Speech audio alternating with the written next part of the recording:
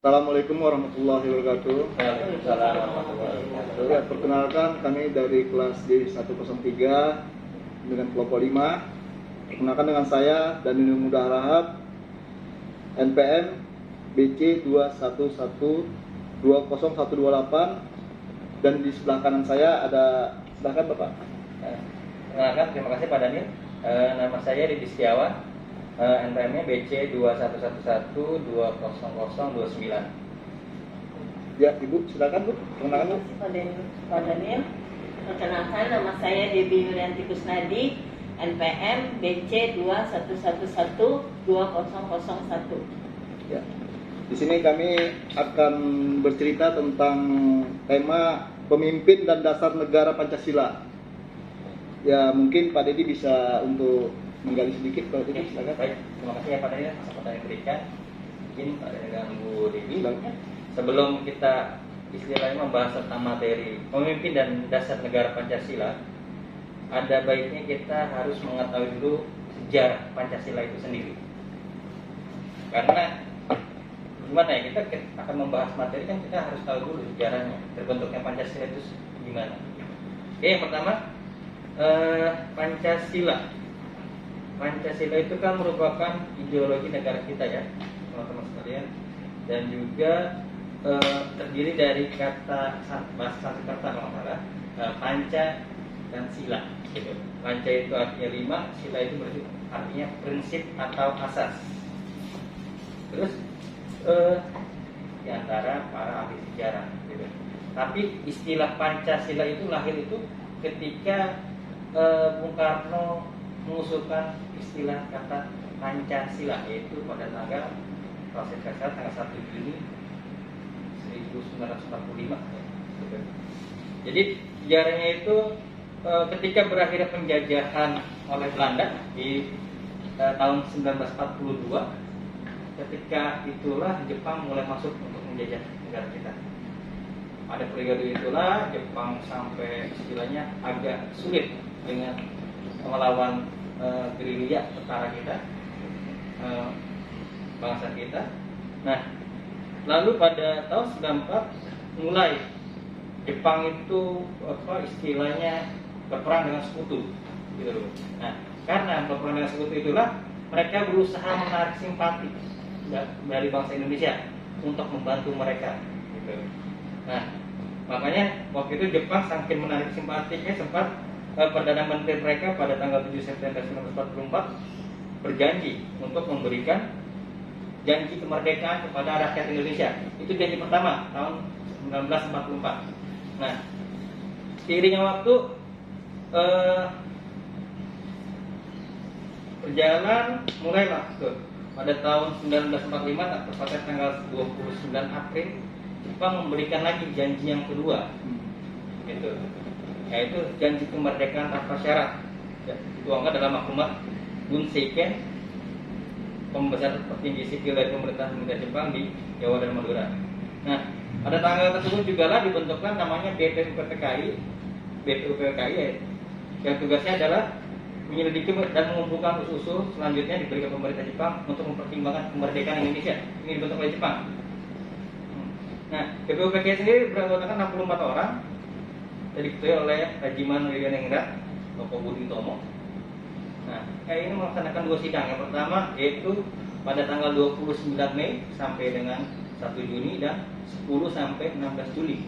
Nah, sidang pertama ini membahas tentang calon dasar negara bagi bangsa Indonesia nanti. Yang pertama ini yang mengusulkan ada Insinyur Soekarno dan Muhammad Yamin. Nah, pada tanggal 29 Mei ini Muhammad Yamin memberikan usulan secara lisan sebagai dasar negara, yaitu pri kebangsaan, pri kemanusiaan, pri ketuhanan, pri kerakyatan, dan kesejahteraan rakyat. Dan diikuti dengan usulan secara tertulis, yaitu ketuhanan yang Maha Esa, persatuan Indonesia, rasa kemanusiaan yang adil dan beradab, kerakyatan yang dipimpin oleh hikmat, kebijaksanaan dalam permusyawaratan perwakilan, dan keadilan sosial. Nah, pada sidang sidang yang pertama ini, Bung Karno juga mengusulkan pada tanggal 1 Juni di depan BPUPPKI menyatakan bahwa dasar negara itu terdiri dari 5 asas yang disebut dengan Pancasila. Itu usulan dari sekarang. Makanya sampai sekarang dibilang tanggal 1 Juni itu sebagai hari kelahiran Pancasila. Dasarnya dari usulan Bung Karno. Lalu usulan sila yang diusulkan Soekarno itu agak beda dengan Pak Muhammad Yamin. Itu salah satunya nasionalisme, internasionalisme, mufakat atau demokrasi, kesejahteraan sosial dan ketahanan yang berkebudayaan, yang bisa nantinya dikasih menjadi trisila, visio nasionalisme, sosiodemokrasi dan ketahanan. Yang lagi ringkas lagi diperas menjadi ekasila, yaitu gotong royong. Itu dari usulan Soekarno. Nah, lalu pada tanggal 22 Juni ini juga dibentuk rapat panitia kecil yang anggotanya tetap anggota BPUPKI, tapi terdiri dari yang berasal dari Jakarta. Mereka ini disebut sebagai perumus negara yang merumuskan beranggotakan 9 yang nanti kita kenal sebagai Piagam Jakarta gitu. Nah, pada sidang kedua ini pada tanggal 10 sampai 14 Juli membahas tentang wilayah negara Indonesia, Undang-Undang Dasar dan lain-lain.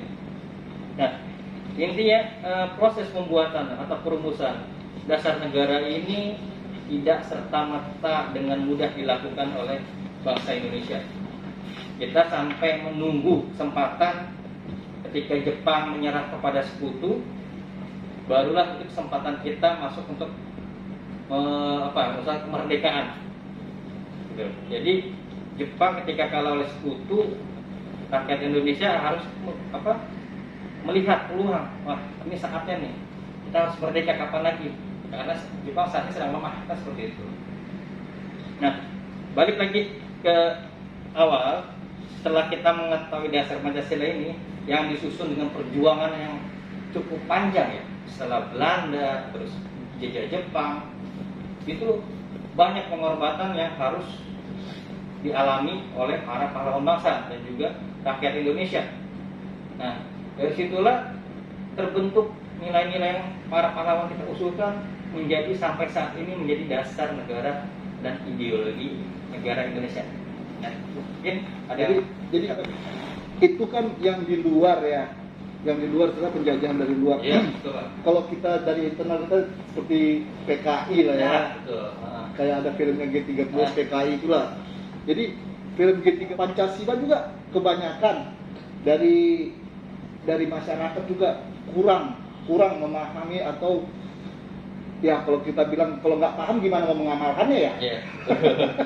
Ya, nggak paham ya, kalau paham mengamalkannya tinggal menjalani. Kalau ini udah nggak ngerti mengamalkannya bagaimana? Iya benar. Mungkin dari Bu Debbie ada masukan, Bu Debbie? Ya kalau dari pengalaman Pancasila itu sendiri apa, kalau dari di lingkungan kerja saya itu kayaknya anak-anak itu kurang. Jangankan mengamalkan sila-silanya pun mereka mungkin lupa atau nggak tahu sama sekali. Atau nggak diterapkan di ini Bu ya?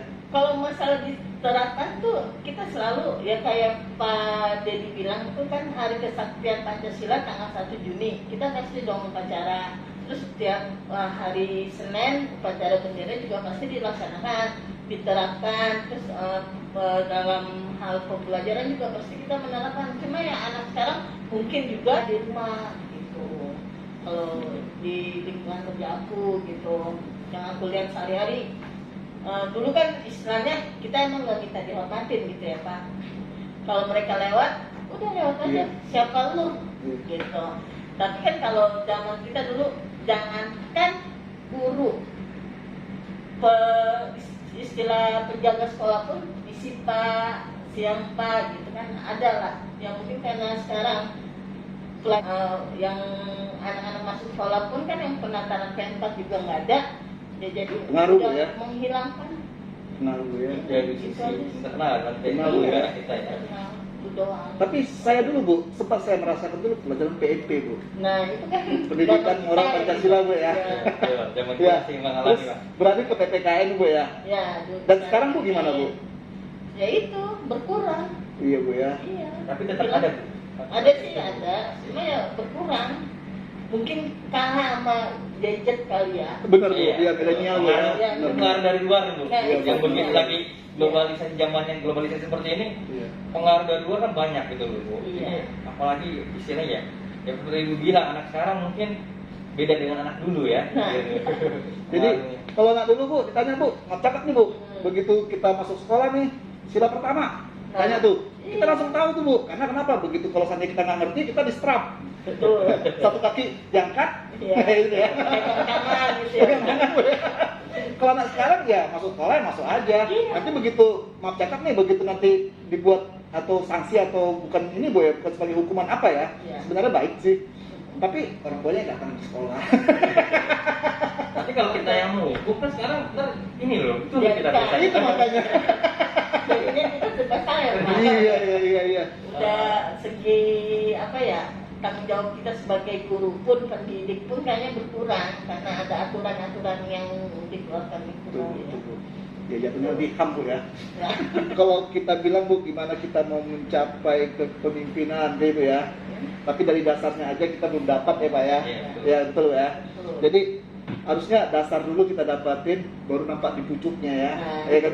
kan perjalanan. Iya benar. Jadi kita berharap memang pemimpin-pemimpin sekarang tuh kalau bisa ya, Iya. kalau bisa ya mengamalkan dan mengaplikasikan, kalau bahasa kerennya sekarang mengaplikasikan ya. Iya. Kalau ini kan mengamalkan dan mengamalkan Pancasila ya Pak ya. Pak, ini Pak, saya mau sedikit bertanya juga Pak, kan terkait tadi Bapak sempat menanyakan ke Bu Devi dari sisi internal perjuangan seperti apa kan itu. Iya sekarang. Nah, saya agak sempat ada baca juga yang dikasih referensi Pak Taufan terkait dengan isu PKI, apalagi yang sekarang kami Pancasila atau neo kapitalisme atau neo komunisme itu gimana menurut Bapak kira-kira Pak dengan kalau menurut saya termasuk yang mengganggu ideologi negara kita saat ini Pak. Yang ini Pak, yang menurut Bapak tuh yang kayak saya Pancasila. Iya, betul Pak. Kan lagi kemarin sedikit gitu loh, lagi heboh juga. Lagi heboh, Pak, ya. Jadi kita dituduh kita yang sebenarnya kurang dianggap kurang Pancasila, kita kurang nasionalismenya. Padahal kan belum tentu seperti itu. Iya. Sebenarnya kalau kita cerita balik ke situ ya, itu agak lebar sih. Iya. Jadi intinya kalau saya melihat ya kayaknya ada kepentingan sih. Ada kepentingan, tapi kita nggak kemana-mana.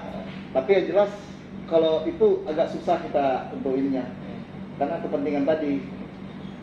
Jadi kalau menurut Bu Devi ada masukan kira-kira kalau tentang itu? Saya di Pancasilais soalnya. Tapi kayaknya kita balik lagi ke zaman dahulu. Ada tulisan yang berkata bahwa kayak Untung ya, pendiri PKI itu kan saya Pancasialis. Ternyata dia yang memberontak. Dia yang merongrong ya. Nah, Dia yang merongrong. merongrong sendiri tapi dirongrong. Kan, Apa hanya kedok di depan doang gitu ya? Itu. Jadinya kita bingung. Ada orang yang anggap saya Pancasialis, tapi kenyataannya bertolak belakang dengan ucapannya dia gitu. Ya mungkin sebagai kita masyarakat nih menegakkan Pancasila itu sebagai benteng aja ya. Agar tidak terpapar paham radikalisme. Jadi Bu, izin Bu, mungkin ya Bapak ya. Jadi saya sempat juga kemarin itu bawa anak-anak ya, karena kan saya tengok juga cerita Pancasila nih Bu ya. Bawa anak-anak tuh kata Pancasila Sakti ya, yang di Lubboya. Ya. Saya bawa ke anak-anak. Jujur sama sekali, anak saya kan kelas 3 SMP ya. Nggak tahu. Nggak tahu sama sekali. Terus maaf cakap nih udah Pancasila nggak tahu. Ditanya itu pahlawan, 7 pahlawan tuh kan? Iya. Dan sama sekali mereka nggak tahu. Satu pun Nggak tahu. Jujur kita dulu itu sekolah, kita ditanya, ya kan? Siapa pahlawan 7 pahlawan? Kita sebut itu, Sebut ya ya. kan? Pancasila. Ya, alhamdulillah kita. Tapi itu tadi ya, anak-anak sekarang mungkin karena pengaruh gadget kali ya. Benar. Ya, budaya luar budaya ya. budaya luar istilahnya budaya luar yang masuk terus begitu mendominasi dibiarkan Ya, mendominasi tameng. sedangkan Ya. budaya kita sendiri mungkin apa ya tergerus ya punya kurang booming istilahnya kurang diterapkan jadinya ya lama-lama lebih mendominasi itu budaya barat tersebut gitu. Ya sama kayak Pak Daniel tuh, aku pernah ikut ngantar anak kelas 7, padahal kelas 7 kan, baru dari SD, mungkin ya mereka ada pembekalan diri kan dari SD-nya. Ternyata di sana nggak memahami apa-apa itu siapa namanya, apa peristiwanya, nggak Pak, malah selfie. Saya bingung. Ini kamu disuruh di sini ngapain, Dek? Ini Kak Debbie, suruh datang aja, nanti ada nilai di mata pelajaran gitu kan. Ini kenapa kamu selfie? Ya saya nggak tahu, nggak paham. Ini apaan? Nah, Jadi kan menambahkan juga Bapak Ibu, terkadang juga istilah Pancasila apa sih dengan kaitan dengan agama? Seperti itu Bapak. Maksudnya Pancasila sebagai ideologi kita ini ya sebenarnya kan sempat ada perdebatan dianggap bertentangan ya, bukan bertentangan, ada opini yang berusaha memisahkan antara Pancasila dengan agama. Seperti itu Bapak. Sempat memang dari referensi yang Bapak Gubernur NTB Zulkifli Mansur menegaskan bahwa Pancasila sebagai dasar negara itu tidak bertentangan dengan agama sama sekali, gitu loh Pak. Jadi intinya justru nilai-nilai nilai-nilai agama yang kita anut itu ada di Pancasila seperti itu. Jadi ini yang saya anggap sebagai gangguan-gangguan terhadap ideologi negara kita Pancasila salah satunya. Selain dari tadi PKI mungkin gitu, ada juga berusaha memecah antara agama dan Pancasila atau dibikin konflik, itu saya bilang salah satu istilah yang berusaha mengganggu loh Pak, memecah belah bangsa ini. Gitu. berarti itu intinya personal masing-masing Ya, pribadi. Dan kalau menurut saya itu pun harus ada keterlibatan dari pemerintah untuk istilahnya jangan sampai isu ini terlalu melebar. Jangan sampai isu ini nanti akan menjadi konflik gitu loh Pak. Itulah juga salah satu dari pemerintah. Nah, mungkin juga nanti kalau menurut saya gimana nih Pak Dhani, pemimpin nanti dengan kaitannya dengan Pancasila itu seperti apa sih Pak, supaya istilahnya kita tetap berdiri sampai sekarang ini, tetap memegang teguh sebagai bangsa Indonesia, tetap memegang ideologi kita Pancasila, jangan sampai dirorok gitu loh Pak. Jadi kalau saya sih menanggapinya, kita kalau pemimpin itu biasanya kalau kita datang ke ruangannya kan ada tuh burung Garuda, ya kan? Itu kan harusnya kan sudah melihat itu aja udah sebagai apa namanya ya, sebagai landasan, sebagai dasar kita ya, dasar negara ya. Dari situ aja kita udah melihat, oh berarti sila pertama itu ketuhanan, berarti harus kita terapkan dari diri kita. Ya seperti kata Pak Deddy tadi, ya kalau bisa 5 agama di Indonesia ini ya harusnya saling rukun, saling toleransi, tidak ada istilah pecah belah. Ya mungkin dari situ saya ambilnya ya, karena di sila pertama itu kan ada butir-butirnya juga. Kadang kita cerita sila pertama, sedangkan anak sekarang aja nggak tahu sila pertama apa, apalagi butir-butirnya ya. Ya, tapi itulah sebenarnya yang 5 sila itu harusnya kita kalau bisa sama-sama lah kita untuk menerapkannya di diri kita sendiri, di kepribadian kita sendiri, baru kita di lingkungan, baru kita di negara ini. Kalau saya cerita begitu. Berarti ya misalnya kayak aku nih ya Pak pribadi, aku sebagai orang tua bisa menerapkan ke anak-anak, sebagai istilahnya pekerja di sekolahan bisa menerapkan kepada siswa-siswi, gitu kan, dan juga pada rekan-rekan kerja sekalian Itu kita harapkan gitu. di lingkungan juga pada lingkungan di rumah. Ibu sebagai di keluarga pun juga menerapkan secara langsung itu sebagai pemimpin juga di keluarga sebenarnya ya. Jadi memimpin anak-anak ibu, memberitahukan dan mencontohkan segala macam seperti itu. Jadi terkaitan antara pemimpin dan Pancasila seperti itu. Jadi pemimpin, izin ya Bapak Ibu ya, nah, pemimpin itu saat ini harus berjiwa Pancasila. Kenapa? Ya sekarang kita tahu sendiri lah, ada pemimpin istilahnya mungkin kurang apa ya, meyakini atau menerapkan nilai-nilai Pancasila itu dalam diri atau sifat kepemimpinan mereka. Benar ya Pak ya? Jadi misalkan tadi yang Bapak Dhani bilang, misalkan pemimpin itu memegang teguh nilai-nilai ketuhanan yang Maha Esa, di mana dia harus menjaga karena banyak agama Bapak Dhani bilang di negara kita ini ada agama yang bermacam-macam, berjenis-jenis, budaya yang berbeda-beda. Nah, di mana pemimpin itu juga harus menjaga agar agama ini tidak saling bertuburkan atau tidak saling ada konflik, ya, konflik yang akhirnya menjaga toleransi yang beragama antara umat beragama di negara kita seperti itu salah satunya. Makanya saya bilang tadi agama dan Pancasila juga berkaitan gitu, tidak lepas. Jadi dasar negara kita ini di Pancasila itu ya, salah satunya faktor penyusunnya adalah agama gitu. Gitu. Dan ada juga kita bisa lihat kemanusiaan yang ada dalam persatuan Indonesia. Nah, jiwa-jiwa nilai-nilai Pancasila inilah yang harus dimiliki oleh seorang pemimpin. Dan sekali gitu ya. Saling, Pak. Jadi persatuan Indonesia gimana yang bangsa ini bersatu dan tidak terpecah belah gitu, Pak. Gitu. Entah nanti kita lihat juga istilahnya konflik yang terjadi, itu nanti sebagai pemimpin harus mempersatukan bangsa Indonesia, keadilan sosial bagi seluruh rakyat Indonesia. Gimana caranya biar adil semua? Macam-macam suku lah. Gitu seperti itu. Macam-macam pikiran yang harus dipersatukan gitu dan bisa sejalan. Jadi memang Bu, ya memang harapan kita sama ya semua ya. Semua. Amin.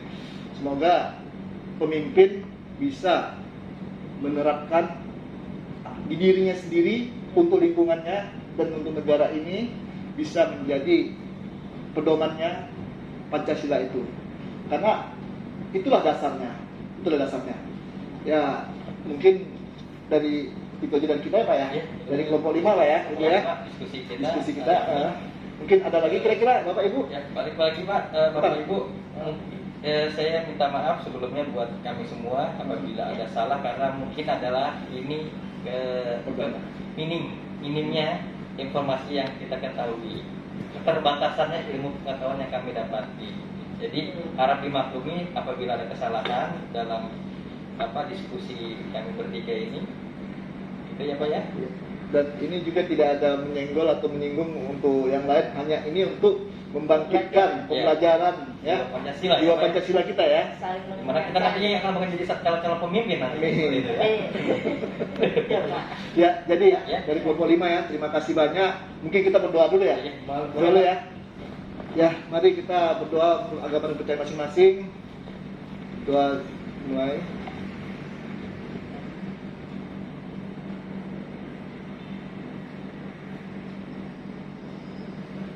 Selesai. Ya, terima kasih. Assalamualaikum warahmatullahi wabarakatuh. Waalaikumsalam warahmatullahi wabarakatuh.